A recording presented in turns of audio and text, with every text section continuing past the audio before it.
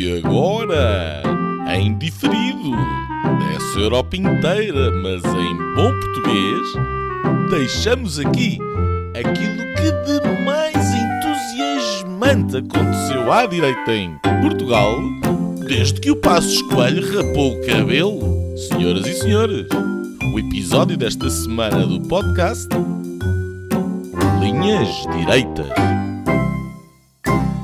It's a disaster what's happening.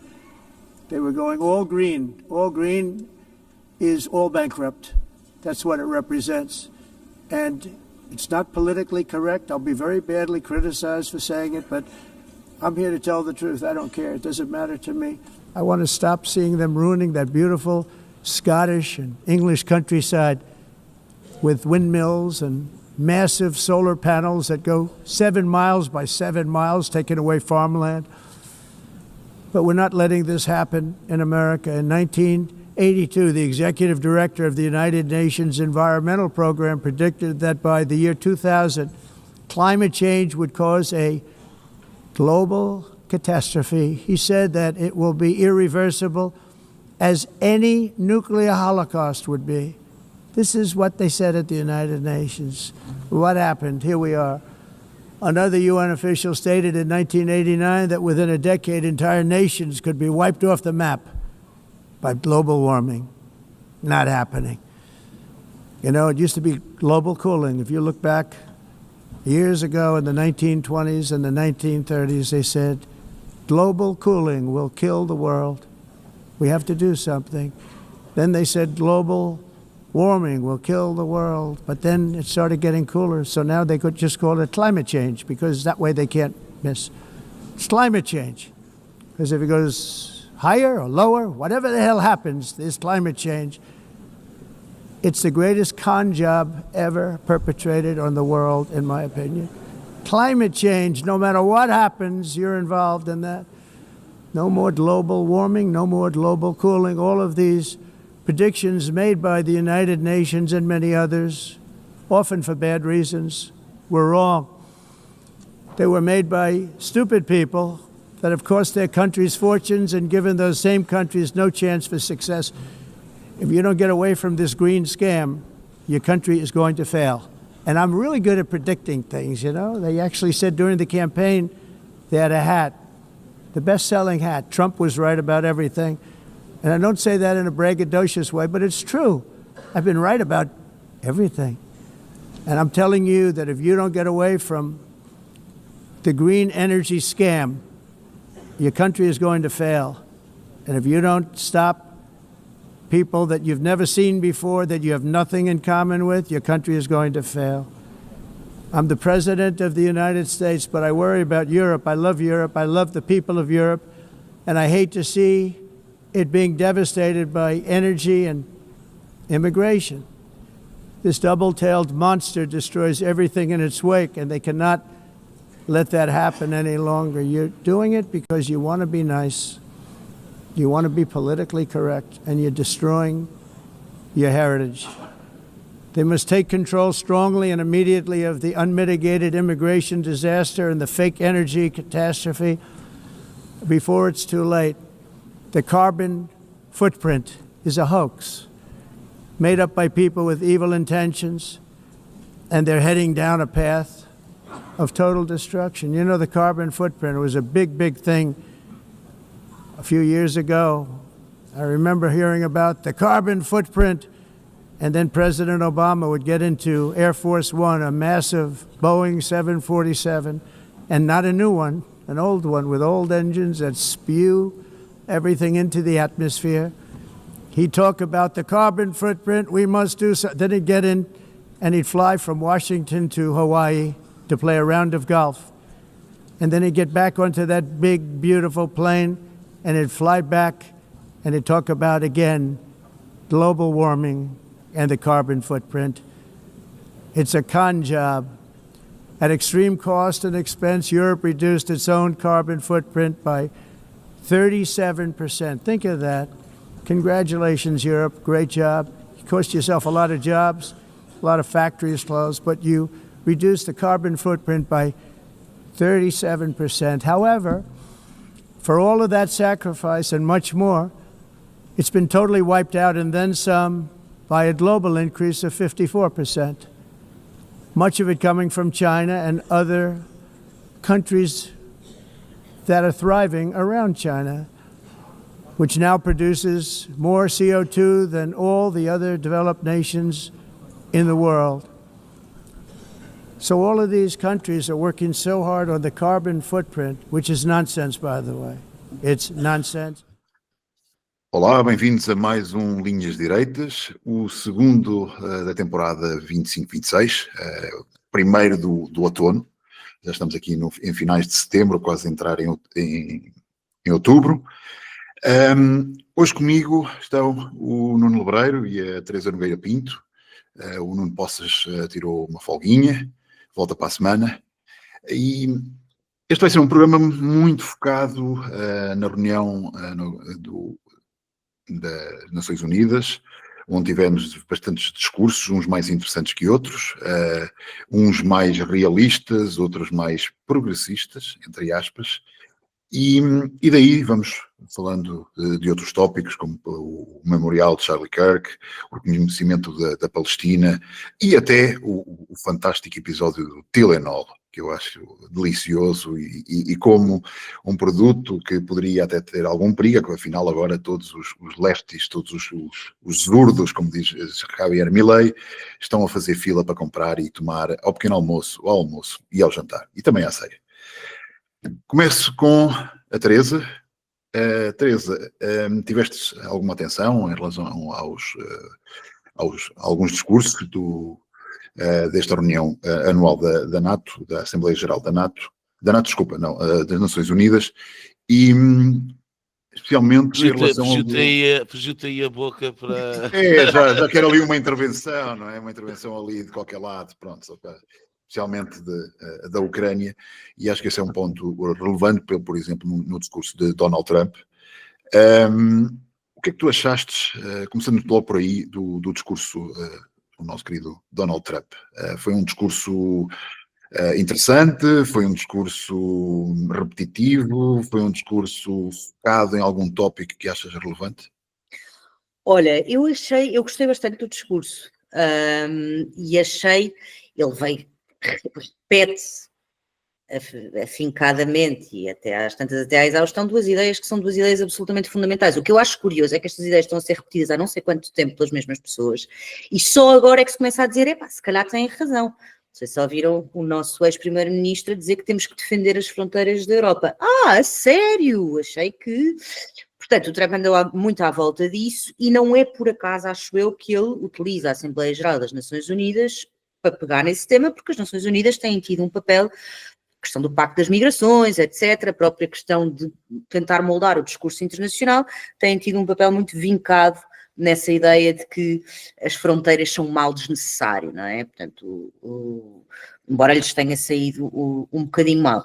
E depois a outra ideia é que se não houver crescimento, não é? Nós não podemos hipotecar o crescimento por causa do delírio climático, também é uma ideia que ele tem apresentado de forma consistente várias vezes, e achei que foi um bom discurso, não achei o discurso particularmente agressivo. Ele diz, acabei com 7 guerras, eu por acaso tenho a certeza que é mentira, porque há uma delas que eu conheço muito bem e sigo muito, que é o Ruanda e a República Democrática do Congo. Bem, não acabou, efetivamente. Portanto, temos direito àquele excesso trampiano, mas bottom line ele diz ali duas coisas absolutamente fundamentais e houve uma coisa que eu achei muito interessante, que é, por um lado, tu percebes a total falência deste modelo das Nações Unidas. Eu só pensava, há uma frase, agora não sei de quem é que é, mas que eu só me lembrava dessa frase ao ouvir a maior parte dos discursos, a começar pelo discurso do nosso querido presidente Marcelo Rebelo de Sousa, que é a hipocrisia é a última homenagem que o vício presta à virtude. Não é? Portanto, o que tu vês ali é uma vacuidade total de pessoas a dizer banalidades, sem nenhuma espécie de compromisso e de conteúdo, e a repetirem-se umas às outras, sabendo perfeitamente que aquele modelo faliu. Qual é que é o problema? É que tu criaste com a ONU, que faz... Foi uma data importante, uma data redonda, esta Assembleia Geral, mas o que é que tu tens? Tens um sistema, o Conselho de Segurança é zero representativo do que é a realidade internacional hoje. Zero. Bola. Depois, criaram uma estrutura tão grande e tão ineficiente que a aflição é mantê-la de pé agora. Já ninguém acredita muito naquilo. Mas é preciso pagar aquela gente, não é? Pagar a estrutura. Agora, se tu fores ver o que é que se tem conseguido, o que é que se tem conseguido do ponto de vista de manutenção, forças de manutenção da paz, um desastre. Ou não fazem nada, ou só pioram uma série de escândalos, corrupção, abusos sexuais, etc. E zero eficiência, não funciona. Esse tipo de forças não tem funcionado. Aquele discurso absurdo, coisa de género, em países que desrespeitam absolutamente a dignidade das mulheres, dos homens e de tudo mais. Depois os fretes à China, e eu acho que aí há uma coisa importante, que é não nos esquecermos quem paga manda, e neste momento a China é o segundo maior contribuinte, financiador, pagante das Nações Unidas, e não me admiraria se chegasse ao fim do ano a ser o primeiro, porque os Estados Unidos com o Trump, aliás, eu acho que onde houve o maior desgosto com a vitória do Trump, agora deve ter sido entre todos os trabalhadores das Nações Unidas, porque aí era evidente que ele ia sair ainda mais. Acho que isto coloca aqui uma questão interessante. Realmente, o senhor controlava as escadas rolantes, isso acho que ficou com uma azia tremenda, não é? Isto pode ter sido um boicote. Quer dizer que a Melania só não caiu porque está in a really good shape. Pronto, depois teve essas piadas e só acabo com duas reflexões muito rápidas. A primeira é verdade que se pode dizer, bom, se calhar, por exemplo, a China tem estado a ocupar posições cada vez mais estratégicas na direção de agências da ONU e etc., porque os Estados Unidos saíram e, portanto, se demitiram desse papel. Ora, eu acho que os Estados Unidos saíram porque o Trump percebeu que aquilo é um modelo que não serve os interesses americanos e mais, que não serve os interesses do chamado Ocidente. Portanto, no fundo é para fazer fretes a regimes que não têm qualquer respeito por princípios fundamentais como a liberdade, etc. E, portanto, nesse sentido houve uma série de discursos que foram uma vergonha e no contexto que nós estamos a viver atualmente. E depois, outra coisa que eu acho que se torna cada vez mais evidente, nós temos aqui um triângulo do bem, uma espécie de liga dos poderosos, não, dos justiceiros, que é Trump, Meloni e Milley. São as únicas pessoas que talvez não sejam as únicas, mas são os grandes destaques de quem vai para aquele palco dizer, por algum bom senso, e dizer algumas coisas lúcidas sobre o que se está a passar.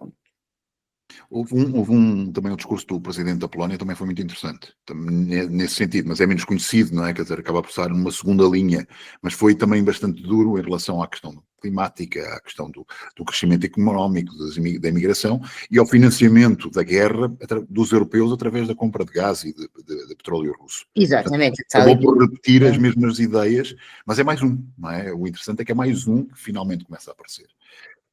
Nuno Lebreiro, e a tua opinião? O que é que gostaste mais, tu, apoiante tremendo de Donald Trump, o que é que tu gostaste mais dali do discurso? O que é que te deu mais satisfação?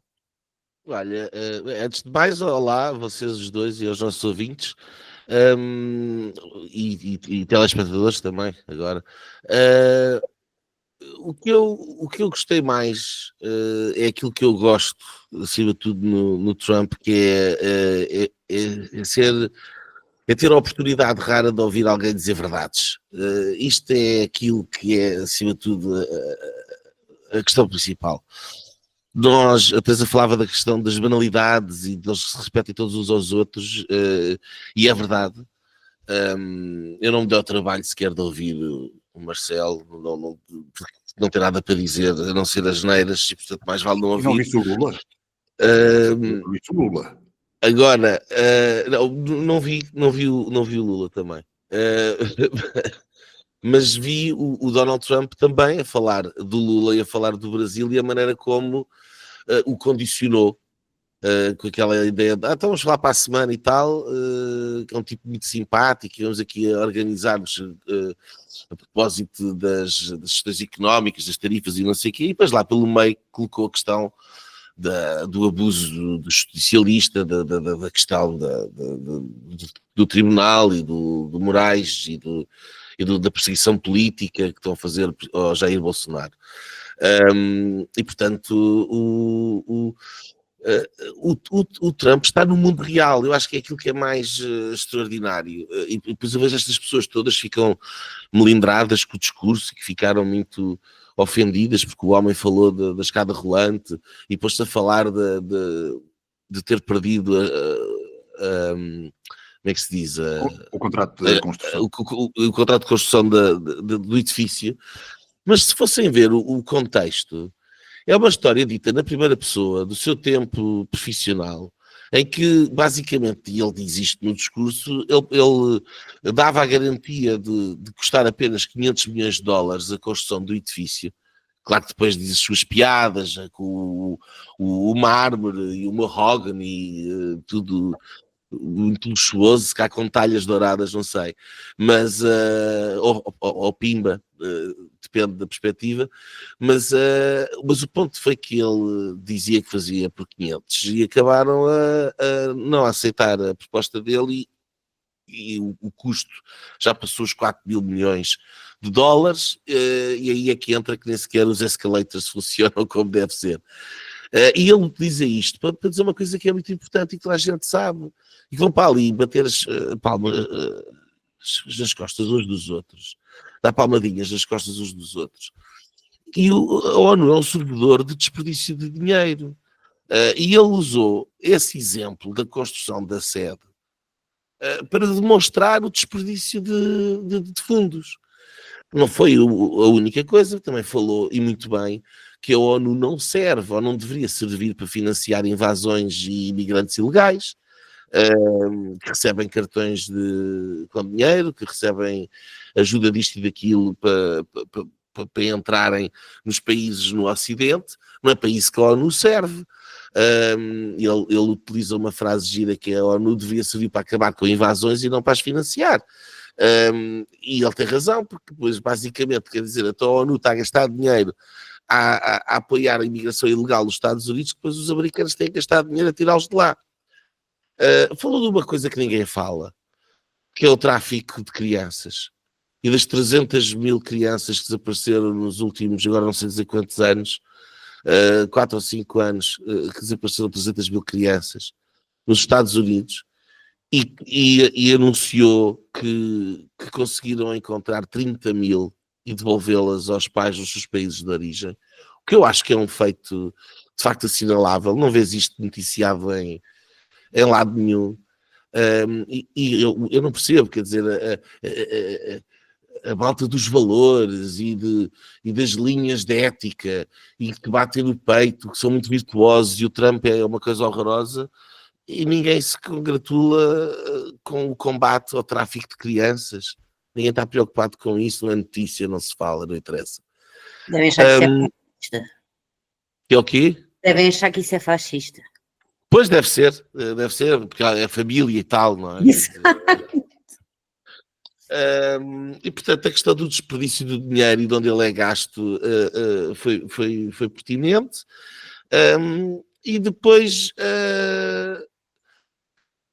acho que os dois aspectos fundamentais, e isto também é importante, porque o Trump é acusado de ser o fim da ordem liberal.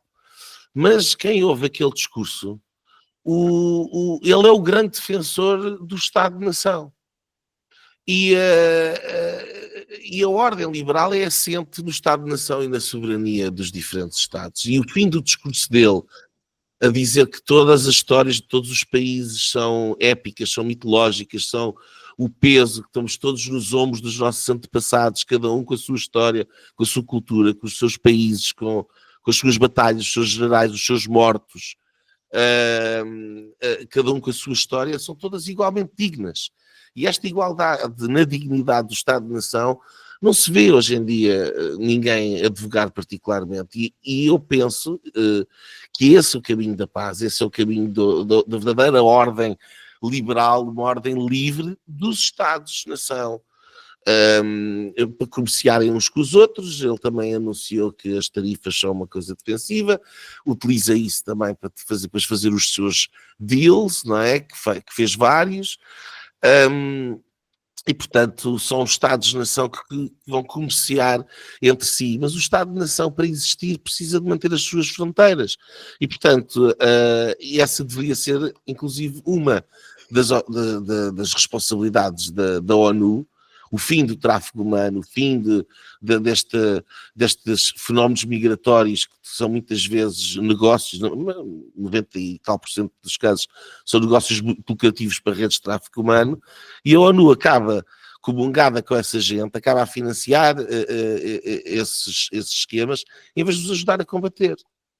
E, portanto, e a questão da manutenção da cultura, da história de cada país, é algo que para nós aqui na Europa se está a tornar particularmente evidente. E depois, pôs o dedo na ferida, mais uma vez falando de verdade, porque ninguém fala, ou muito pouca gente fala, que é a evidência da tonteria climática, que é um negócio. O que ele diz é um con job, é um negócio de uma profecia que se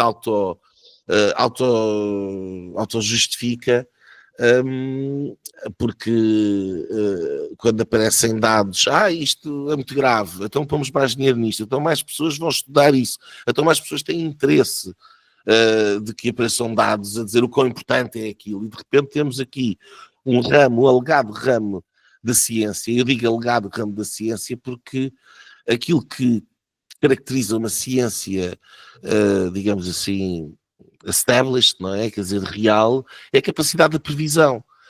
E aquilo que o Trump diz, e muito bem, é que no que diz respeito à previsão, esta questão climática falhou sempre, nunca acertou.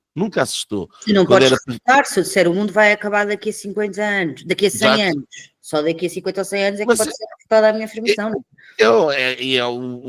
E vale tanto como uma adivinhação, porque aquilo que as pessoas, a maior parte das pessoas, e isto é uma desresponsabilização das pessoas também, porque quer dizer, dizem-nos que o mundo vai acabar e a malta, ok, pronto, e colhe-se os ombros e continua-se na vida como se não fosse nada, mas fica-se com essa ideia na cabeça. As pessoas deviam de ir investigar um bocadinho e ver até que ponto é que as coisas fazem sentido ou não fazem. Mas a verdade é que estes alegada questão climática é tudo baseado em modelos. São modelos computacionais e, portanto, os resultados dos modelos refletem os dados que lá são integrados. E, portanto, há muita coisa cujo problema está na base, naquilo que são as assunções que se têm. E a única forma que nós temos, repito, de verificar se uma coisa tem credibilidade ou não tem, é na sua capacidade de previsão. Ora, até agora todos os modelos falharam redondamente. Sempre que fizeram previsões, sempre que disseram daqui a 5 anos vai ser assim, daqui a 10 anos vai ser assado, falharam sempre. Portanto, não há qualquer tipo de credibilidade e não há razão para que se dê qualquer tipo de credibilidade. E, aliás, não é difícil de perceber, e ele falou desta questão também do carbono. Quer dizer, o carbono é essencial à vida, o carbono é o que permite a fotossíntese, é o que permite o oxigênio e podemos respirar. Uma das consequências do aumento de carbono na atmosfera é haver mais florestação no planeta inteiro, está a ficar mais verde. Porque há mais alimento. Aliás, o carbono é o aditivo ideal para qualquer tipo de agricultura, que é para as plantas crescerem com mais viço e com mais saúde e com... Enfim, eu volto ou não volto, acabo sempre a falar nisto, não é para evangelizar, mas é porque nós somos evangelizados ao contrário. As pessoas acreditam nesta treta. E isto é o principal problema dos nossos tempos. E se calhar as pessoas não imaginam o quão grave é. Mas é que se nós acabássemos com toda a regulação, toda a regulamentação, todo o alinhamento estratégico que é feito em função desta fraude, a Europa florescia economicamente de um dia para o outro. De um dia para o outro. Porque o grande garrote económico que existe na Europa é autoimposto por os carros que têm deixado de ser assados para passar a ser elétricos, porque tem que se fazer isto, tem que se fazer aquilo, tudo é taxado, desde a carne, por causa do metano das vacas, até, quer dizer, os pacotes do fiambre têm que ser assim ou têm que ser de outra maneira, que é para ter menos emissões. Toda esta coisa, esta loucura, é aquilo que está a causar grandes dificuldades económicas na Europa. E o Trump também disse isto. Aquilo que o Trump disse é go green, you go bankrupt. E é uma questão de tempo até isso de facto acontecer. Porque, e de facto não é à toa que é um con job, porque a regulação, a hiperregulação, o hipercontrole dos mercados dá jeito a quem já está grande no mercado, não é? E pode pagar essas coisas todas, não é quem está a querer entrar no mercado, como eu já tive aqui a oportunidade de dizer muitas vezes. E é por isso que os poderes que são apreciam esta loucura, porque o poder político tem razões para regulamentar, para contratar pessoas, para fazer coisas, para tentar salvar o mundo, não é? E para fazer bonitos discursos, quer dizer, é tudo muito bonito. O poder económico mantém a hierarquia atual, porque os mercados vão-se progressivamente fechando à concorrência, e acabamos nesta situação que nós temos hoje em dia. E esta situação de cristalização, de comunhão entre a política e a grande economia que existe no continente europeu, é o nosso maior flagelo, mesmo que as pessoas não percebam isso, porque é um flagelo silencioso, é um garrote que não se nota.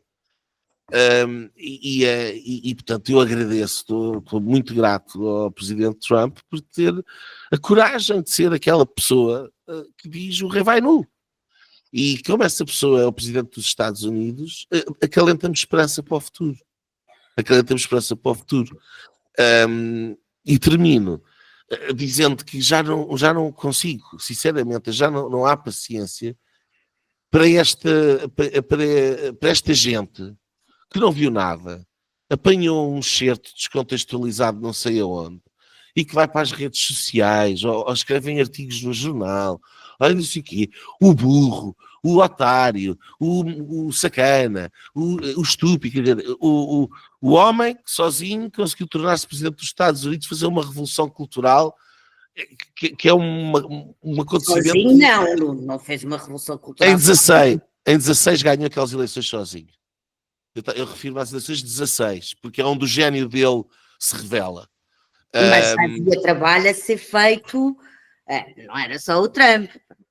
O Trump é alguém que se impôs sozinho para ganhar aquelas eleições, em 16, contra a maior máquina política da história da democracia americana, a Hillary. E, portanto, mas isto estava eu a dizer, alguém que fez estes feitos todos, alguém que triunfou como empresário, que triunfou até como media personality, triunfou politicamente e é líder da maior potência do planeta. Mas não, é o jornalista anónimo do Pasquim português, esse gajo é que é esperto. Esse é que sabe toda. O outro é burro, não é? Quer dizer, por amor de Deus, enjoa esta acefalia repetitiva, monotemática, que é a prova comprovada de que a propaganda de facto resulta. E, portanto, meteram este chipzinho na cabeça das pessoas e repetem e continuam a repetir. Cada vez menos, e por isso cada vez menos gente lê e leva a sério isso. A malta mais exato. Não lê jornais, nem ouve o Filipe Santos Costa. Não, espero que não. E que de facto as coisas vão nesse aspecto mudando. Mas pronto, eu deixo a gratidão, porque se não houver estas lideranças políticas, se não houver estes discursos, se não houvesse um Donald Trump, o mundo estaria claramente muito pior. Sim, olha, o meu comentário começa aí pela tua última parte, sobre a questão económica, em que ele fala claramente go green, go bankrupt, não é? E que é claramente isso que está a acontecer à Europa. Nós já discutimos isso aqui, quer dizer, os custos energéticos hoje em dia na Europa estão a travar o desenvolvimento económico. E ele fala claramente isso, quer dizer, andam a construir cada vez mais parques eólicos e parques solares. Eu vejo aqui, por exemplo, em Espanha, que por todo o lado onde se anda só se vê placas negras e imensas torres e caminhões a levarem as hélices para todo o lado, e a maior parte estão parados, porque não há vento, enquanto a China, que envia tudo para cá, continua a construir fontes a carvão. Quer dizer, isto é o absurdo. A economia da China continua a crescer e nós continuamos aqui parados porque vamos salvar o mundo, não é? E Donald Trump fala exatamente sobre isso, quer dizer, porque é o absurdo, é a loucura. E depois aquela questão de continuarem a comprar gás e petróleo à Rússia, diretamente ou indiretamente, mas o certo é que a Europa não toma decisões. Energia subsidiada é energia cara. Ele tem uma frase que é muito interessante: a energia tem que dar lucro. A energia não pode ser um custo. A energia tem que dar lucro. E neste momento na Europa, eu falo, por exemplo, no caso do biometano, o biogás, que estamos a fazer uma série de investimentos enormes na Europa, todos subsidiados, para depois se pagar às fábricas, usinas geradoras de biometano a 70, 80 euros, quando o normal do gás natural é 7 ou 8, porque é subsidiado. Isto é uma verdadeira loucura. Tu chegas a ir a uma usina destas que faz esse trabalho, para o seu trabalho interno, usam gás natural, porque o outro se vende demasiado caro. Quer dizer, eu não vou usar o que posso vender caro, vou usar o que eu posso comprar barato. É o perfeito absurdo, e até as pessoas que lá trabalham sabem isso. Mas no final fazem negócio, não é? Depois há outras questões, a Teresa falou aqui, que é a questão das guerras, que ele exagera um pouco, é verdade, talvez até um bocadinho mais que um pouco, mas há uma frase interessante também, é que ele diz que o secretário-geral da ONU nunca lhe ligou a oferecer qualquer tipo de apoio nestas negociações. Exatamente. E isto é muito importante. É que a questão de são 7, são 5, são 4, o certo é que ele está a fazer um esforço e o António Guterres não faz esforço nenhum. Não ajuda, quer dizer, que se for para aparecer com o tipo da Síria, se for para aparecer com o tipo da Arábia Saudita ou com quem quer for, que seja, ele vai. Mas Donald Trump está a fazer um esforço e realmente se nota para terminar alguns conflitos, ou pelo menos amenizar e suavizar alguns conflitos que estão há 30, 40 anos, quer dizer, o do Congo, há quantos anos é que a gente ouve falar daquilo, não é? Arménia, Azerbaijão, agora no Karabakh, quantas dezenas de anos nós sabemos disso. E essa frase é muito importante, porque aí se vê a inutilidade de António Guterres. O que é que ele está ali a fazer? Está a servir quem? Está a servir a paz? Está a servir um mundo melhor? Ou está a servir interesses? E depois, o mandato dele não termina nunca. Quer dizer, este embaraço não acaba. Parece o do Marcelo, pá. Nunca acaba. Mas olha, Nuno, eu não sei se não vem pior. Pois, a questão é essa. Isto pior é ser possível. Quer dizer, eu acho que não, porque entretanto a chafarica fecha, porque já se percebeu que é só um servidor de dinheiro. Mas acho que ainda podemos ter saudades dele. Epá, não. Aquele tipo que agora foi eleito presidente da Síria dava um bom secretário-geral da ONU. Dava o presidente da Colômbia. Acho que Ou o Gustavo Petro, alguém do Hezbollah também, que tenha alguma deficiência nas mãos, também poderia ser alguém interessante. O último ponto que eu gostava de referir é, ele faz uma referência à Alemanha, aos esforços da Alemanha. Quer dizer, se tu fores ver o que é que a Alemanha fez até agora, o novo presidente da Alemanha, o primeiro-ministro, quer dizer, o que é que ele fez até agora? Não, mas ele puxa ali. Na verdade é o único destes grandes líderes europeus que não reconheceu a Palestina. Começa logo por aí. E eu acho que ele está a tentar puxar a Alemanha para o lado dos Estados Unidos. Meus senhores, vocês têm uma crise económica, obviamente a indústria automóvel da Alemanha está a sofrer imenso, e todas as outras indústrias, com a indústria automóvel chinesa, e parece-me que ali o senhor está a perceber que não tem grandes chances de encostar à França ou à Inglaterra ou à Espanha, tem mesmo que negociar com os Estados Unidos e deixar um bocadinho a Úrsula a falar sozinha. Para mim são os 3 pontos, além dos que vocês já falaram, que achei bastante interessantes. Obviamente depois aquelas piadas sobre o teleprompter e sobre a corrupção na construção da ONU e do mármore, achei muito interessante. fechando aqui um bocadinho este capítulo, Nuno, voltando aqui ao que falámos na semana passada sobre o Charlie Kirk, houve tivemos o memorial, onde há uma intervenção da esposa que é absolutamente impressionante, é uma força da natureza. Eu perdoo aquele homem que matou o meu marido, que nos deixa, eu ouvi aquilo várias vezes e fiquei extremamente emocionado, porque vi também a forma como ela fala, mas há outros discursos interessantes. Tiveste algum tempo de olhar, de ver, o que é que tu realças ali? Para a América atual, o que é que aquilo pode influenciar? Eu acho que A morte de Charles Kirk foi tremenda, não é? É algo que fica quase ao nível do assassinato do Kennedy, e ainda por cima mais ao vivo, não é? Com as imagens a repetirem-se, e este memorial poderoso, enquanto a esquerda, quando acontece alguma coisa, destrói tudo, ali tu viste um memorial de paz completo. Eu acho que esse é que é o grande sinal, e essa coisa do perdão também me mexeu, porque seja 100% sentido ou não, não é fácil dizer aquelas palavras naquela circunstância. De certeza que foram muito, muito, muito, muito difíceis de se dizer. Mas é um bocadinho aquilo que a gente falava aqui na semana passada, que a diferença entre as reações à direita e à esquerda perante, enfim, um acontecimento desta dimensão são completamente distintas. E há de facto aqui um comportamento democrático, próprio de país civilizado, livre,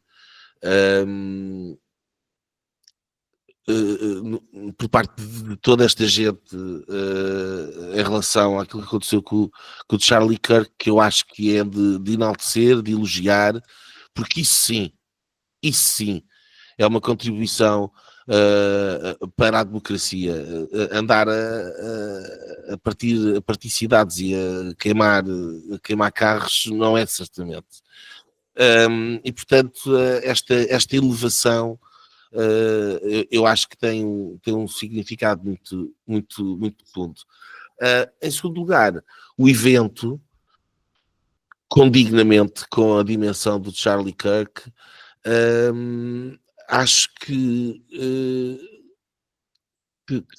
transformou a própria personagem e o seu assassinato numa espécie de momento de catarse e de grande união para lá da divisão entre a esquerda e a direita. Muito para lá disso. E portanto, se calhar aquilo que nós estamos a ver é mais os extremos do lado esquerdo, aqueles que gozaram, ou que falam mal, ou que festejaram, etc.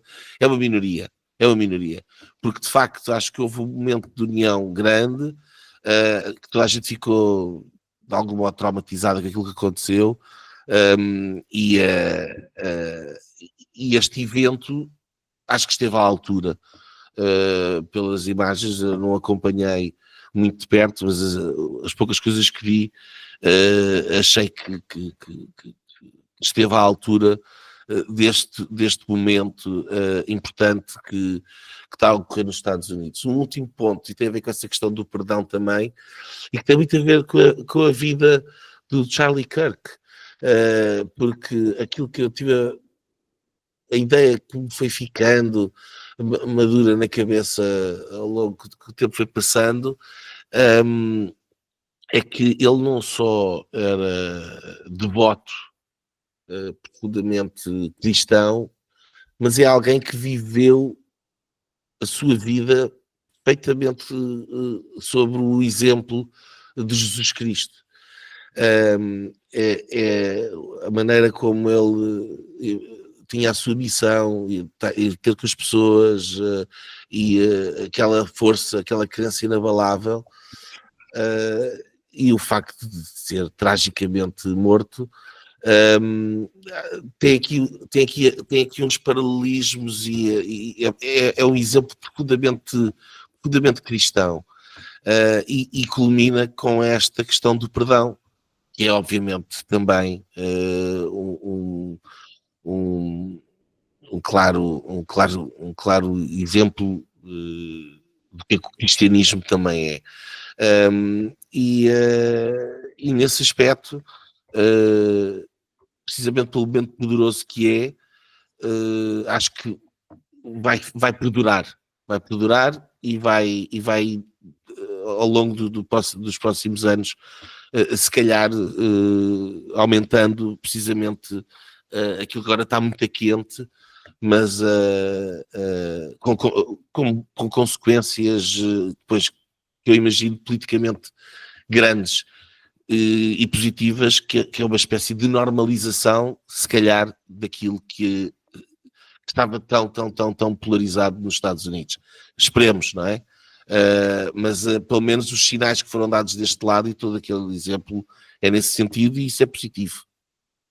Sim, e a mim parece-me que nos dias seguintes as coisas amenizaram, especialmente nas redes sociais e nos meios de comunicação americanos, as coisas acalmaram bastante, aquelas polémicas deixaram de se falar das polémicas do jornalista este, ou do comediante aquele, até aquele que diziam que tinha sido censurado já veio fazer quase que um pedido de desculpas e voltou à televisão e tentou, porque se percebe que os americanos ficaram chocados, e este memorial é um memorial da paz e de honra a uma pessoa, uma figura que poderia ser polémica, mas não era agressiva, não é? Quer dizer, e alguém que não será esquecido. Numa sociedade aberta, numa economia aberta, manda o A grande povo. maioria, sim. E aquilo que eu acho que Não sei, numa sociedade aberta manda ao povo, não sei onde é que foste tirar essa ideia. Povo unido. Sabes que uma sociedade pode mandar ao povo com a assim, carteira. Não, com a carteira. Não, Com a ok. carteira. Se as pessoas não comprarem os produtos, mais tarde ou mais cedo eles não funcionam. E nesse aspecto é aquilo que o Trump também dizia, e o Bannon tem batido nesta tecla, e não sei se isto não vai dar um processo que estes programas, como o do Colbert, que também foi cancelado, quer dizer, o programa do Colbert custava 100 milhões de euros por ano a fazer, e trazia de receitas 60, portanto aquilo perdia 40 milhões de euros todos os anos. E aquilo é propaganda do Partido Democrata. Mas depois aí um problema que eu não sei, por exemplo, e nos Estados Unidos, se nós compararmos com a Europa, então a diferença é abismal, mas mesmo assim eu não sei se tu podes dizer que até há bem pouco tempo nós tínhamos um mercado aberto em termos de mídia nos Estados Unidos. O que é que torna isso possível? As redes sociais, antes disso não era possível. Claro. Não, de todo. Ter estúdios, ter... E já as licenças de televisão, tudo era controlado, não é? Tudo era controlado. Tu comias peixe cozido ou ficavas com fome. Nós falámos aqui abundantemente sobre isso, e não é só nos Estados Unidos, na Europa não há alternativa. Nos Estados Unidos, ao menos, a coisa ainda está dividida. Não, nos Estados Unidos sim. E tem uma coisa muito boa que é os meios de comunicação social, sobretudo os jornais, é suposto até que se saiba qual é que é a sua orientação, que isso decorre de outra fantasia, que é uma fantasia muito liberal, da neutralidade. Uma fantasia aberta, que é a fantasia da neutralidade. Não, mas aquilo que eu estava a dizer de manda ao povo é no sentido, quer dizer, era precisamente isto que eu estava a dizer. Portanto, um déficit de 40 milhões, aquilo não é viabilidade económica, e portanto, das duas uma, os produtos existem e existem porque dão lucro, nesse sentido é que manda ao povo, ou então é propaganda paga. Ponto final, não há meio termo, portanto, ou é uma coisa que é do agrado da maioria das pessoas e por isso tem sucesso comercial, ou então é uma coisa que é subsidiada. Mas nos Estados Unidos é paga por privados. Está bem, mas é propaganda. Se quiserem enterrar dinheiro em coisas que ninguém gosta de ouvir, podem enterrar à vontade. Pode, mas é propaganda. Que é o que acontece. Mas é propaganda, não é informação e não é entretenimento. Por exemplo, o Johnny Carson sempre inibiu de fazer coisas tiradas políticas. Estes tipos não fazem outra coisa senão isto. E portanto, eu que antes, há muitos anos atrás, quando via televisão, gostava particularmente destes talk shows norte-americanos, isto hoje em dia não tem ponta para onde se lhe pegue, e aquilo não é humor, não é nada, aquilo é propaganda pura e dura. E portanto, nesse sentido, eu acho que quem está a criticar tem razão.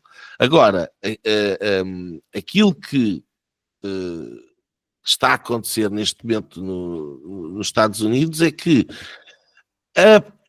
a prazo, se estas empresas e os detentores destas televisões querem manter os seus negócios, têm que acompanhar os tempos. Há um shift claramente no mainstream, mesmo dentro do mainstream norte-americano. Esse shift ainda não aconteceu na Europa, infelizmente. Enquanto que nos Estados Unidos, pelo menos para mais de metade da população, a questão do climate change é obviamente bullshit, não é? Con job. Isso na Europa ainda não aconteceu. E portanto, vamos ver qual é que vai ser o futuro nesse aspecto. Mas o que me parece que é importante é que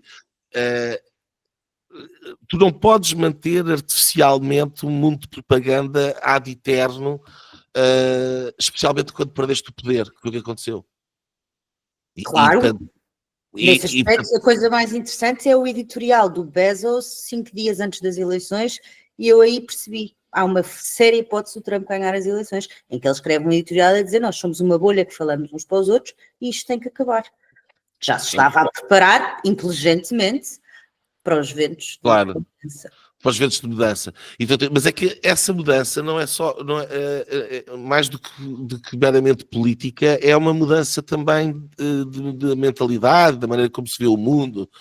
É uma mudança cultural, mas eu a propósito disso e a propósito do Kirk gostava de introduzir aqui uma coisa. Eu acompanhei alguns discursos e acompanhei o memorial. Acompanhar esta mudança política e cultural está uma recristianização. Ou seja, há uma grande convergência entre esta juventude que vira à direita ou que já cresce mais à direita, conservadora, e uma recristianização no sentido de uma redescoberta das questões da virtude, maior religiosidade, etc. Nós podemos fingir que não, até porque somos grandes liberais e coisas, mas há aqui uma convergência nesse aspecto. E se tu vires os fenómenos... Sem dúvida. E vês pelos fenómenos de grande popularidade. Por exemplo, o Charlie Kirk, que levava esta gente toda para as universidades, é um bocadinho paralelo ao fenómeno do Jordan Peterson, em coisas diferentes. O Peterson também se fez a pessoa que é no debate e na dialética com pontos de vista adversários, noutro estilo, obviamente, mas a mensagem de ambos é muito parecida, é do assuma as tuas responsabilidades, no caso dos rapazes, ser um homem, assume as tuas responsabilidades, trabalha, enfrenta ao mundo as dificuldades, isto não é suposto de ser de borla, não há almoços grátis, tens que fazer por ti próprio, dar responsabilidade. Mas tu só chegas a essa ideia de virtude, e o Peterson vê-se no último livro dele, não é? E num processo de conversão, de certa forma, tu só chegas a isso se tu admitires, se tu tiveres a dúvida razoável, pelo menos, em relação à possibilidade da existência de Deus. Eu sei que isto é chamado do ponto de vista filosófico, mas é verdade, senão porque é que eu hei de fazer a cama, não é? Ou ser virtuoso, ou virtuosa, ou... Eu acho que isso é uma evidência, e não é à toa que eu estava a dar estes dois exemplos, quer dizer, porque uma das coisas que tem, de facto, puxado, por um lado puxa e por outro lado revela esse fenómeno que tu estavas a referir da cristianização e da redescoberta desta... está bastante evidente no Peterson, que aliás depois evoluiu para ser uma interpretação filosófica da Bíblia e todo esse legado civilizacional. E no caso de Charlie Kirk, que era claramente, quer dizer, havia ali, ele era um apóstolo, uma pessoa que andava a pregar, ele era um pregador também. Sim, essa era absolutamente definidora daquilo que ele fazia, era o critério primeiro, absolutamente. Eu até acho interessante, não sei se vocês viram a parte até deu alguma polémica nas redes sociais, que é a fala do Tucker Carlson, em que compara a Jesus Cristo, que ele combatia os corruptos, e houve muita gente que veio logo dizer, não, ele está a comparar porque ele é anti-sionista, e portanto está a dizer que o Charlie Kirk, mas não, o discurso era nisso, quer dizer, era alguém que, tal como Jesus Cristo, proclamava as virtudes e os valores, e havia gente que não gostava, e havia gente que, como defendia outras coisas, defendem o poder e querem se agarrar ao poder, não gostava desse tipo de discurso. E portanto, e daí os dois morrem novos, os dois têm uma mensagem de paz, têm uma mensagem de valores, e é muito interessante aquele discurso. Se tu vês só aquela parte que as pessoas cortaram e colocaram nas redes sociais, pode dar a ideia de que ele está a falar que o Charlie Kirk era anti-Israel e anti-judeu, apesar de e todos sabemos que o Tucker Carlson tem um bocadinho essa visão, mas não era isso o discurso dele, era uma mensagem de falar de Charlie Kirk como um homem de paz, um homem de valores, e que atraía tanta gente, e que inclusivamente, quer dizer, quem é que os do Cristo atraía? Eram os judeus, não é? Na altura eram os judeus que depois se tornaram cristãos, mas na altura eram esses. E aqui é a mesma coisa, eram pessoas que foram atraídas para aquele discurso, porque era um discurso honesto. E agora, quer dizer, até hoje não apareceu nada do Charlie Kirk que demonstra que ele não seguia os valores que pregava, não é? E acho que isso é bastante interessante naquele discurso. Teresa, mais algum discurso que tenhas gostado, que seguiste, que tenhas visto? Gostei do Vance, é assim, eu acho que aquilo depois, ou seja, parece-me que o Kirk vai deixar um legado absolutamente extraordinário. Parece-me também que se tornou evidente, não sei se viram agora também, há 2 dias ou 3, houve outro atentado a umas instalações do ICE, não é? Do ICE, sim. Uma espécie de CEF na versão americana. Portanto, torna-se mais evidente que neste momento, não é? E depois é uma coisa muito engraçada que eu acho que é o nosso grande erro, é que como nós vivemos com as categorias mentais que herdamos, não é mentais, ou seja, com as categorias políticas que herdamos, nós não conseguimos conceber que o perigo da violência política, da radicalização, etc., passa a vir do outro lado, não é? Ou seja, é um bocadinho o Hitler que vive várias vezes, não é? Que volta sempre, quanto mais não seja agora, para não nos deixar pensar que pode haver qualquer outra ameaça à civilização e à liberdade que não venha do nacionalsocialismo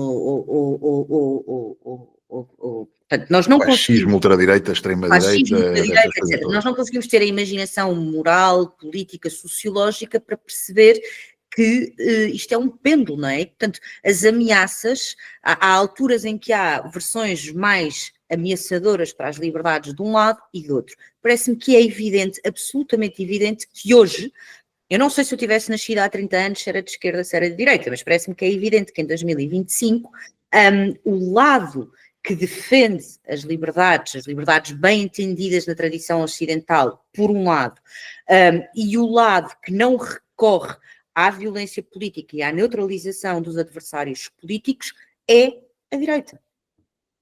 Ou seja, o grande perigo para a liberdade e o grande perigo para a coesão social não vem da direita, vem da esquerda neste momento. E nós não conseguimos, ou seja, muitos nós, e por isso é que eu acho que há uma grande diferença geracional. Acho que a minha geração é um bocadinho a que corta, não é? Até à minha geração há muito mais dificuldade em perceber isso. Eu vejo, acho que os miúdos mais novos já não têm essa dificuldade, porque já não cresceram com esses traumas, não é? E com essa...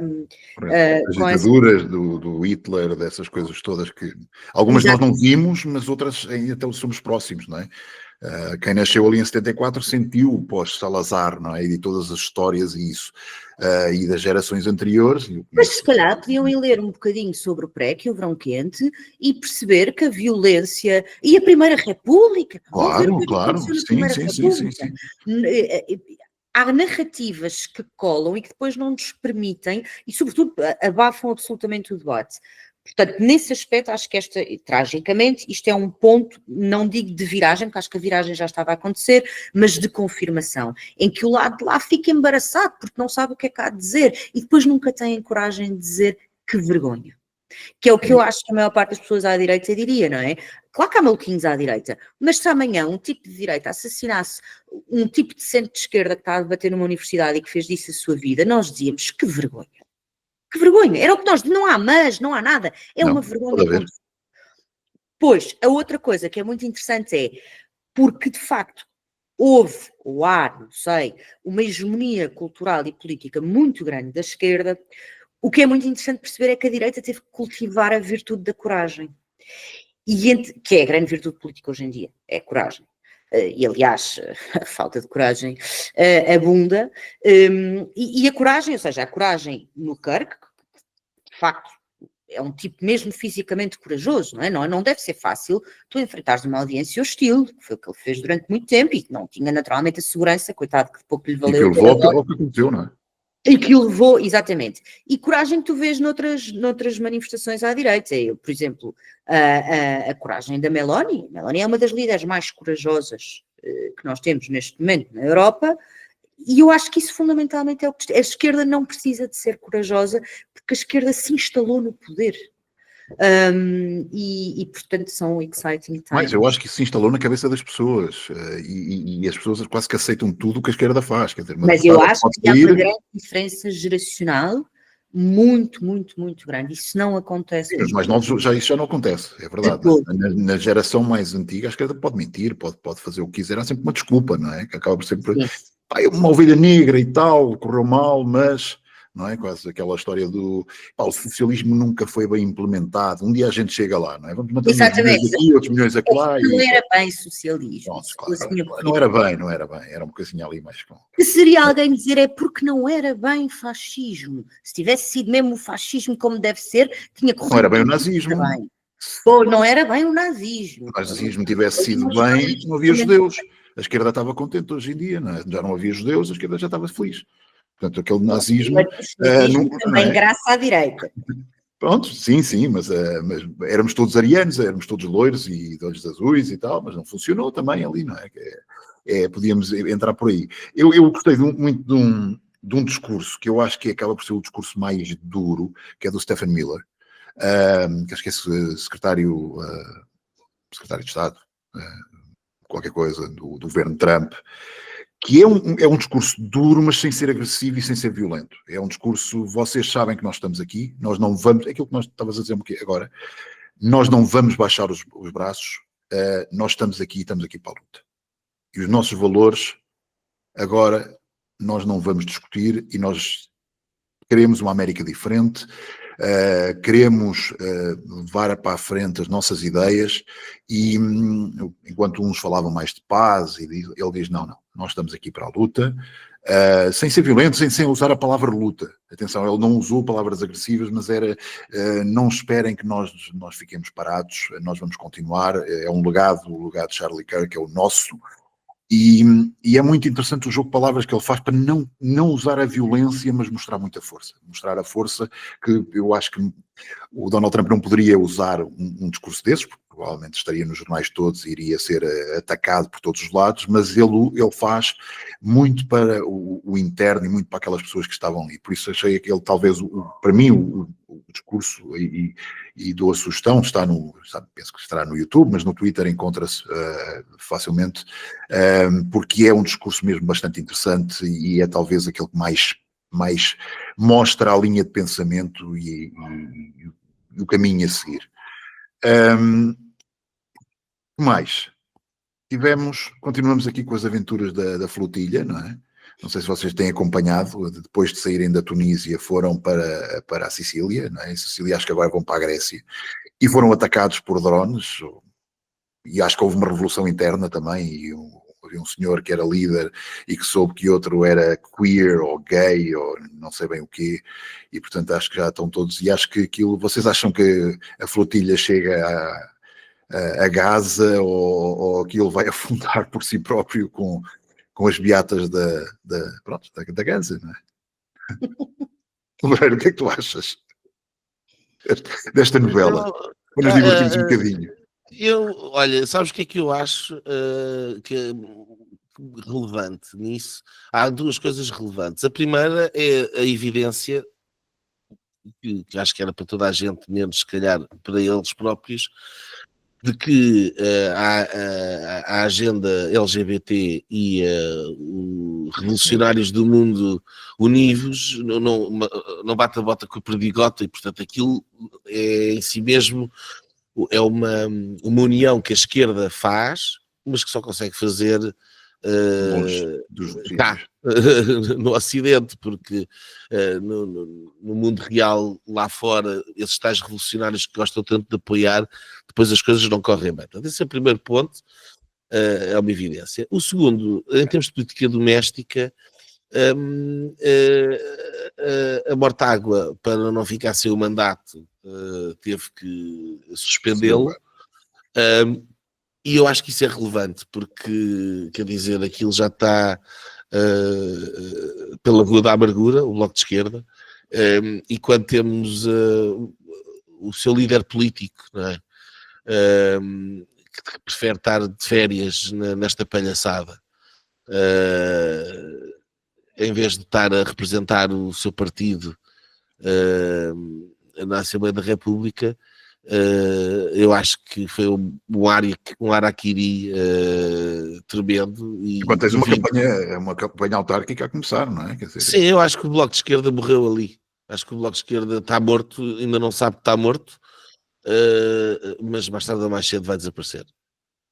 E, portanto, para mim, retiro da flotilha, retiro essa coisa boa, essa inferência, digamos assim. não concordas, Teresa? Que o Bloco está em... Concordo em absoluto com o primeiro ponto, ou seja, acho que expõe aquilo que os franceses chamam islamo-gauchismo, não é?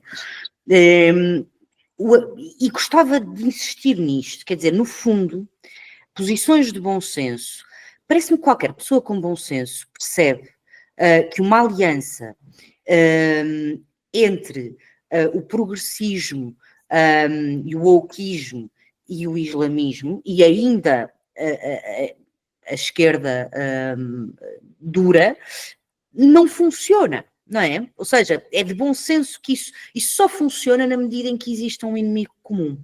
O inimigo comum é o Ocidente. Certo. É a ideia do Ocidente. Portanto, não esquecer que, no fundo, isso é o cimento que une estas pessoas. Mas depois nós vemos, e acho que nesse aspecto a flotilha é muito útil, porque se percebe a desgraça que seria para uns e para outros, e o que mais me preocupa para o próprio Ocidente, se essa aliança se consagrasse e de repente, olha, não tivessem um inimigo comum para combater. Agora, eu não tenho a certeza, ou seja, eu acho que isso decorre de uma falência da esquerda para falar às pessoas e aos problemas reais das pessoas. E, portanto, tem que ir buscar um imaginário que é um imaginário de uma elite muito reduzida. A maior parte, o eleitor médio português não está obcecado. Tem outros problemas muito mais sérios, pessoais e familiares, não é? Por um lado, tem outros problemas muito mais sérios. E, por outro lado, eu acho que a maior parte das pessoas, quero acreditar que sim, consegue perceber... Eu detesto esta frase, mas acho que aqui se aplica a complexidade do que está em causa. E, portanto, é tão básica aquela adesão, mesmo do ponto de vista estético, do ponto de vista do discurso, quer dizer, tudo aquilo... Greta Thunberg, não preciso de ir mais longe, tudo aquilo é uma falta de noção daquilo que é a complexidade da questão, não é? E, portanto, eles precisam de falar é uma minoria, mas é uma minoria muito vocal, ok? Isso. Muito vocal, e que eles perceberam que é a única safa, porque não é a classe trabalhadora que se levanta cedo, que está em comboios atolados de gente, com serviços que não funcionam, não é essa gente que vai votar no Bloco de Esquerda. Agora, em que é que eu discordo? Eu acho que as presidenciais ainda vão dar um certo respiro ao Bloco de Esquerda, porque a esquerda dura pode pensar... isto é, que ainda existe, não é? E ainda bem que existe, pronto. A Catarina Martins tem uma outra imagem, não é? Não é... A Catarina Martins tem Consegue ser uma um outra bocadinho mais imagem. moderada. Pode falar da Palestina e tal, mas sabe falar de outras coisas. Não é Sabe obcecada falar, com uma morta água. eu acho que sabe falar de outras coisas e que representa, quer dizer, eu aí tenho o maior respeito, exatamente por eu ser a maior defensora de ser preciso criar espaços alternativos e uma direita não adversativa, que não se verga constantemente à esquerda. Eu percebo que um eleitor de esquerda não adversativa tenha a tentação de votar no Bloco. Pronto. Ou seja, eu acho que podem ter um resultado melhor do que aquilo que seria num contexto de... Mas eu acho que a prazo eles estão arrumados, eles vão ser substituídos pelo LIVRE. Acho que isso Claro, é... vão ser substituídos Aí é pelo... que sim, era isso que eu também achava. Acho Vão que ser... pode haver nas presidenciais a questão de eleitores do LIVRE ou de um PS mais radical, por não haver, por o seguro não ser tão representativo dessa ala, não é? Nós falamos já aqui, deve ser mais de uma área provavelmente mais autárquica, mais moderada, dar um resultado interessante à Catarina Martins. Não acredito que a aproxime de uma segunda volta, mas acredito que pode dar uns 5, 6% e que é muito diferente do que foi nas legislativas, mas aí tem mais a ver com o LIVRE e com os outros partidos, não com uma liderança de uma mortágua, porque acho que a liderança da mortágua está a matar o Bloco de Esquerda e é interessante porque, por exemplo, o número 2 de Lisboa não assume o lugar da mortágua, é o número 3. O Fabián, ninguém sabe porque é que ele não foi o escolhido. Mas não está na flotilha. Não sei, deve ter algum tacho, alguma coisa, e era uma pessoa com experiência parlamentar já, é uma pessoa com experiência política, e sai a Mortágua, então uma jovem, poderá ser muito competente, mas tem 24 anos. E a primeira pergunta da jovem, eu por acaso nisso acho que, aliás, das deputadas que... deputada que eu mais gosto na Assembleia tem, se não tem 24, tem pouco mais que isso. O problema não lidera um partido, não é? Quer dizer, é uma jovem... O partido dela só, coitada, ela só se lidera a ela própria, é só um deputado ou não? Pois, não? Sim, é só um deputado, sim. Primeira pergunta que a jovem fez, jovem que a profissão é ser ativista, também dá todo um tratado sobre o estado da civilização ocidental, primeira pergunta que ela faz é precisamente relativa à Palestina. Porque não foi suficiente o reconhecimento. É preciso mais qualquer coisa. Depois acabei por não ouvir o que é que seria. Ok. Então, pegando aí no reconhecimento, Nuno, o que é que tu achaste não só de Portugal, mas vários países que decidiram avançar para o reconhecimento da Palestina? Há quem se pergunte de que Palestina, não é? De que líder da Palestina, de que região da Palestina, de que povo da Palestina, quer dizer, ou de que história da Palestina, mas o certo é que se avançou. Mas nestes discursos das Nações, voltando agora aqui às Nações Unidas, achas que isso foi importante? Achas que no final atingiram algum resultado ou isto é algo que não vai dar em nada? Eu acho que estão dentro dessa parada, só atesta a irrelevância europeia e a alienação europeia em relação àquilo que é a realpolitik e o poder a sério. Eu acho que relativamente a essa questão entre Israel e o conflito de Gaza, aquilo que mais relevante aconteceu foi o Donald Trump, os americanos irem mostrar ao conjunto de países árabes e muçulmanos o roadmap que têm para acabar com a guerra o mais rápido possível. Não sei se vocês viram a declaração do presidente da Indonésia, que é o país mais muçulmano do mundo, a dizer que é preciso proteger Israel, não é Gaza, é Israel. E isto é relevantíssimo, não é? Mostra a importância de uns e dos outros. É relevante e continua. O Trump já revelou quando os Abraham Accords que de facto tem uma visão fora da caixa para o Médio Oriente e em particular para resolver este conflito. E portanto, isso é o que de relevante se vai passar. Aquilo que os 2 ou 3 líderes europeus dizem ou reconhecem, não interessa para Tavina e não vai servir para rigorosamente nada. No caso português é particularmente grave e estúpido, porque é um retroceder em relação a uma posição que estava muito clarificada. Portanto, a posição do próprio governo e do Rangel, do Ministro dos Negócios Estrangeiros, era no sentido que havia 4 ou 5 ou 6 condições para se reconhecer a Palestina enquanto Estado, e de repente mudaram de opinião. Eu acho que aquilo que seria interessante perceber aqui é porque, quer dizer, por que razão é que o governo tinha uma determinada posição, mostrou um conjunto de critérios e ele próprio abandonou a sua própria posição. Porque é que mudaram? Fala-se aqui à boca pequena que há uma negociação, uma tentativa de levar Portugal para o Conselho de Segurança e que, portanto, isto é a política de votos no âmbito de uma coisa que também não interessa para nada, mas que se calhar interessa ao seu Primeiro-Ministro e ao Ministro dos Negócios Estrangeiros para se mostrarem muito importantes e muito internacionais e muito não sei o quê, mas eu acho que no campo dos princípios este governo deu um tiro enorme no pé.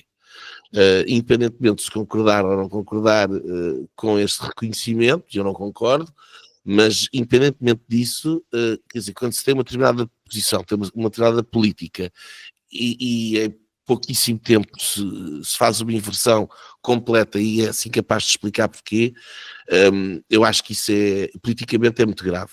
Isto chegou a ser votado na Assembleia da República há pouco tempo atrás, não é? Houve uma proposta de reconhecimento, o que era da Palestina e qualquer coisa assim, e a Assembleia da República não avançou. Não, mas sim, deixa-me só terminar aqui uma coisa.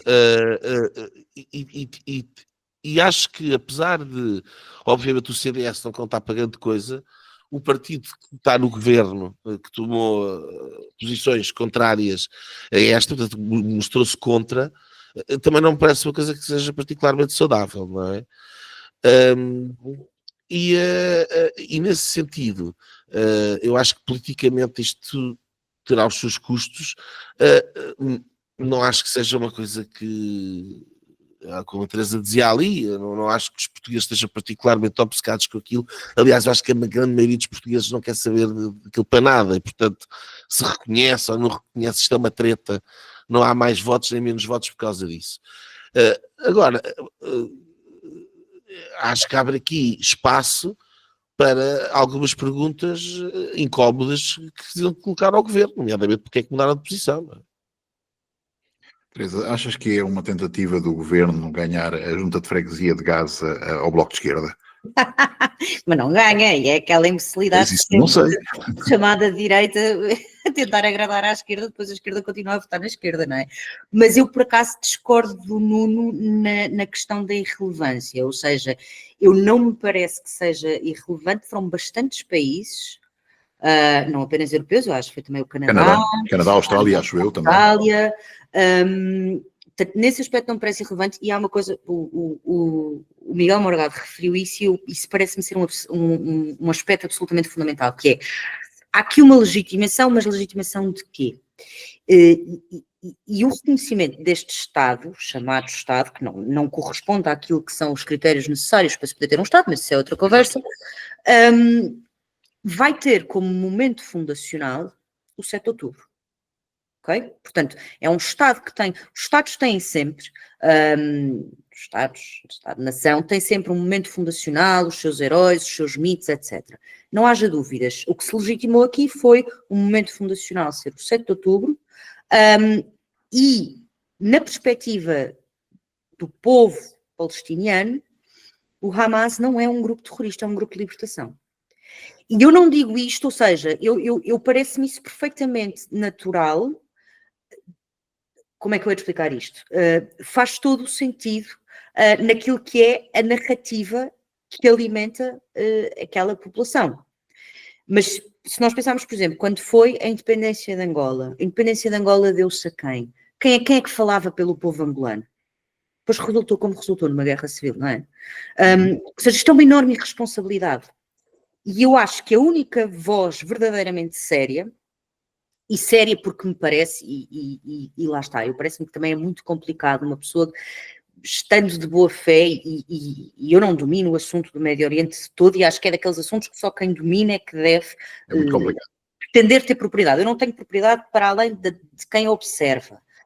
Tenho propriedade, por exemplo, para falar da questão do genocídio, que é um tema que eu já tratei e trabalhei academicamente, e já escrevi um livro sobre isso, não no caso do genocídio no Ruanda, e que é uma irresponsabilidade. A utilização do conceito de genocídio é uma enorme irresponsabilidade, que é uma enorme irresponsabilidade e é um sintoma de como nós precisamos sempre de nos atacar àquilo que vemos como nós ou como os nossos aliados, que no caso é Israel, que é a democracia liberal no Médio Oriente, que é uma fundação, não é? Roma, Atenas e Jerusalém, daquilo que é a nossa civilização, e nós sentimos sempre a necessidade desse ataque. Não ouço ninguém falar daquilo que está mais próximo de preencher os requisitos de ser um genocídio, que é o que acontece no Sudão. Não vejo ninguém falar dos cristãos que são mortos no norte da Nigéria. A religião mais perseguida no mundo é o cristianismo e ninguém fala sobre isso. Agora, isto não quer dizer que o que se está a passar em Gaza não é uma tragédia. O Trump falou, o Trump disse literalmente, disse literalmente essa frase,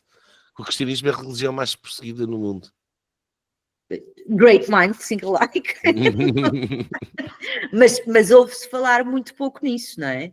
Sim, E eu acho que quem mostrou, mas depois, por outro lado, eu sei que isto parece, eu detesto coisas em cima do muro, mas acho que neste caso é muito difícil, quer dizer, eu parece muito complicado também não dizer o que se está a passar ali não pode acontecer mais, quer dizer, se me perguntarem, claro que há um direito à defesa, e eu acho que atenção, eu acho que há uma ameaça existencial para Israel.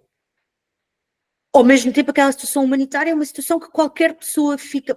Dito isto, o que é que eu acho que mostrou haver uma réstia de liderança corajosa, com princípios e pragmática na Europa? Meloni que disse, muito bem, há um reconhecimento, solução de 2 Estados, um reconhecimento mediante 2 condições. Parecem 2 condições óbvias, não é? Libertação de todos os reféns. Porquê que os reféns não são todos libertados? Porquê? Como é que se reconhece sem haver uma libertação de todos os reféns? E pior, e reféns vivos e mortos, que é outra coisa, ou seja, para um povo que foi vítima de um genocídio, que foi no Holocausto, a questão de resgatar os nossos vivos ou mortos é uma questão fundamental, simbólica, que marca a memória coletiva. Portanto, isto é uma coisa importante. Porquê que isso não acontece? E porquê que não se exige isso? Não percebo. Não percebo e dizendo, quer dizer, eu não domino o assunto. E depois o Hamas não se apresentar como a entidade legítima que sente que foi vitoriosa por este reconhecimento. E a Meloni não poupou críticas a Israel também, num discurso fabuloso que teve agora em Rimini, foi muito clara na questão do excesso de força, da falta de profissionalidade. Mas nós não podemos perder completamente uma bússola moral, que é o que eu acho que aconteceu aqui. No caso português, eu acho que é ainda mais miserável, porque eu acho que nem há, eu acho que é mesmo uma questão de como é que eu encaixo. Total falta de tibieza. E de acharem erradamente que isso faz marcar pontos eleitorais. Eu não vejo como. Sinceramente não vejo como. Portanto, pronto, é isso. Sim, eu acho que é um bocadinho isso para mim. Foi estranho, especialmente a parte de Portugal, porque ao princípio também passava um bocadinho por isso, a questão dos reféns, da questão do Hamas, como também muitos líderes do mundo muçulmano, mundo árabe, é uma das primeiras coisas que eles dizem, que é o afastamento do Hamas completo. Não pode, tal como está a acontecer agora neste momento no Líbano com o Hezbollah. Quer dizer, os apoios que estão a ser dados ao Líbano têm a ver também com o afastamento do Hezbollah, com o desarmamento do braço militar do Hezbollah, porque são forças políticas que não permitem evolução. Quer dizer, vamos lá pensar, quando é que foram as últimas eleições na Palestina? Em 2006. E a partir daí não houve mais nada. E são 2 territórios. Quer dizer, para mim não faz qualquer sentido, porque não existe uma Palestina. Neste momento existem 2 Palestinas. Há 15, 20 anos que existem 2 Palestinas. E, portanto, o Mohamed Abbas pode liderar a Cisjordânia, mas não tem poder qualquer. Não tem poder na educação, na saúde, nos negócios estrangeiros, do que é a área controlada pelo Hamas, que é Gaza. E, portanto, é aquela área que tem que ser controlada. Existe excesso de força? Existe, como existe em qualquer guerra. E as guerras são assim, são cruéis, são terríveis. Nós vimos a Síria, que foi muito pior, e nunca vi, e eu acompanhei a Síria por questões pessoais, porque tinha relacionamento com os sírios, e nunca vi esta reação que se passou na Síria. Vamos ver as cidades, o que aconteceu, vamos ver o que é que acontece no Kurdistão, dos vários países, e é a mesma coisa. É um problema que aquela região tem e não vai deixar de existir.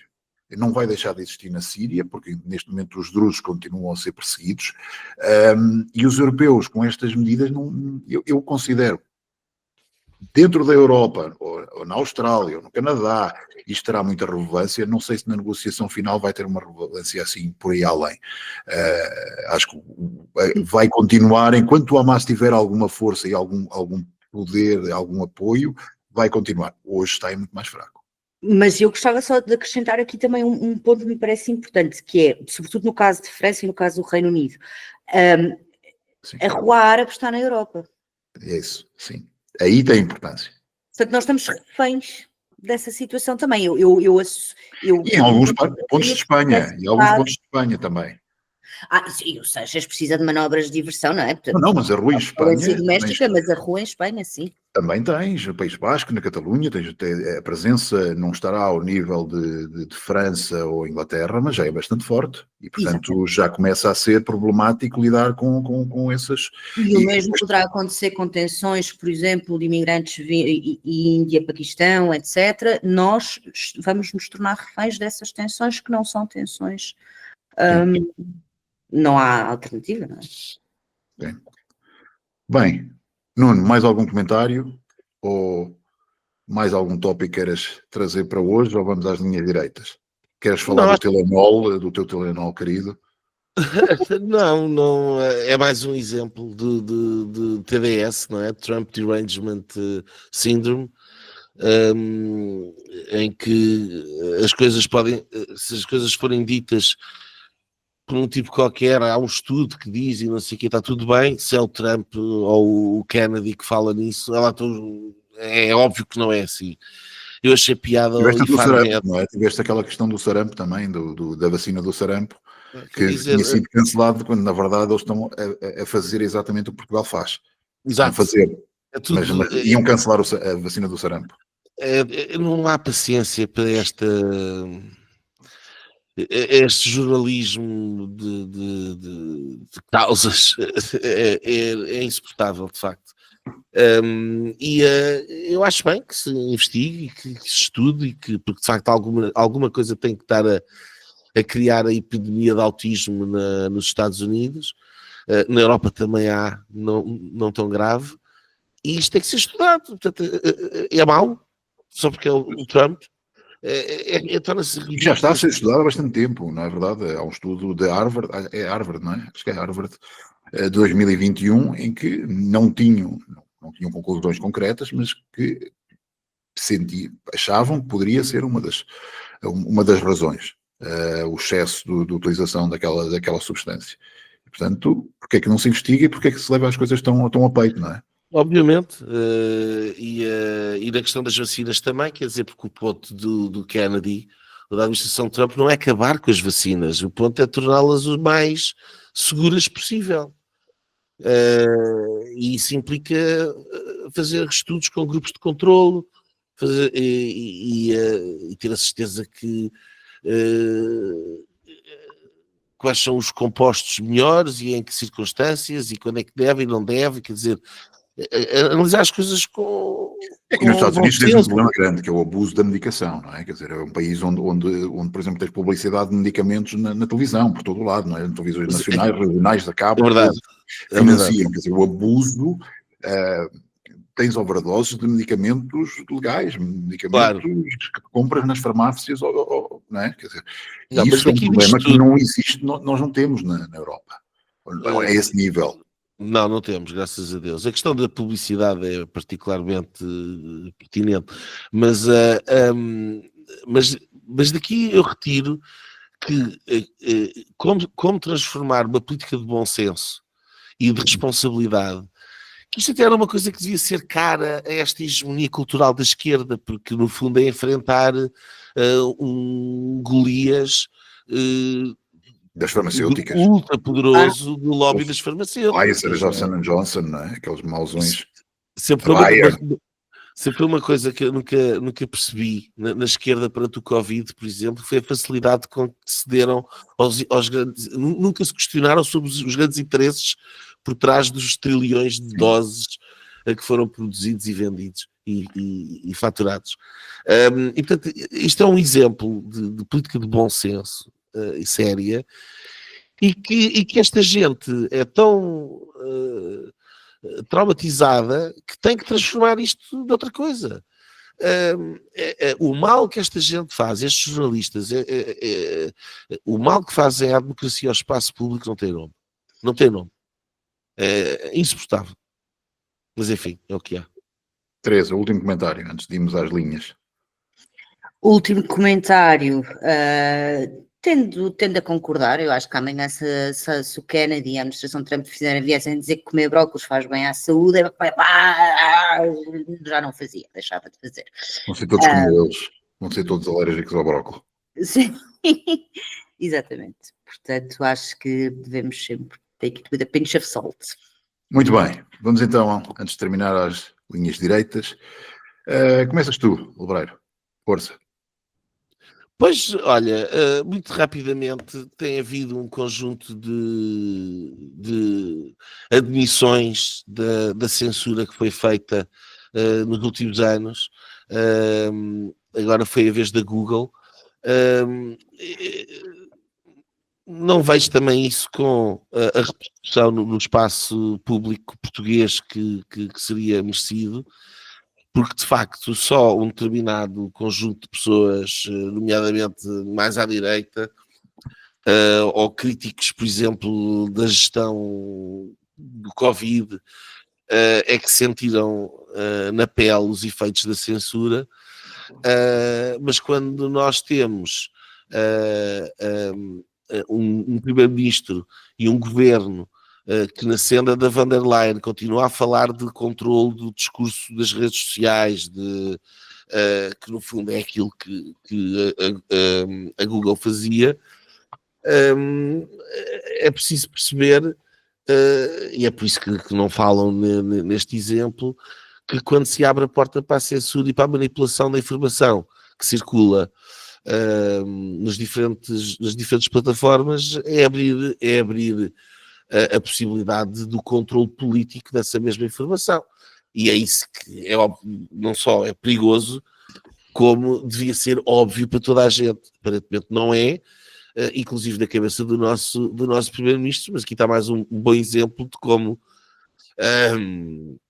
dos perigos, enfim, que esse discurso tem. Minha linha é sobre a Catalunha, sobre a Espanha, sobre um fenómeno novo, que é a Aliança Catalana.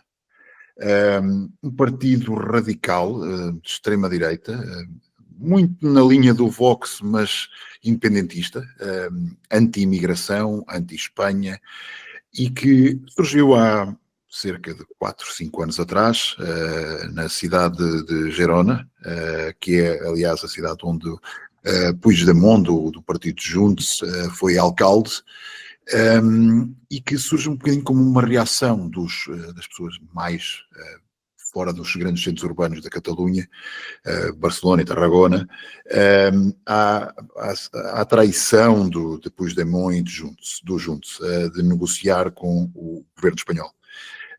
Esta força política nas últimas eleições para o Parlamento catalão elegeu 2 deputados, um em Girona e outro em Lleida, consoante a língua, mas as últimas sondagens feitas há cerca de uma semana já os davam com a possibilidade, numas próximas eleições, de terem 19 deputados. Já eram a força mais votada em Girona, portanto o Junts passava a segundo, e em Lleida ficavam em segundo, e depois nos outros conseguiam votar. Isto e tornaria o Parlamento catalão, que já hoje é um saco de gatos entre os constitucionalistas e os independentistas, ainda pior, porque teríamos e um crescimento também do Vox, o Vox ocupar o lugar a subir acima do PP, mas pronto, aí pessoas consideradas constitucionalistas.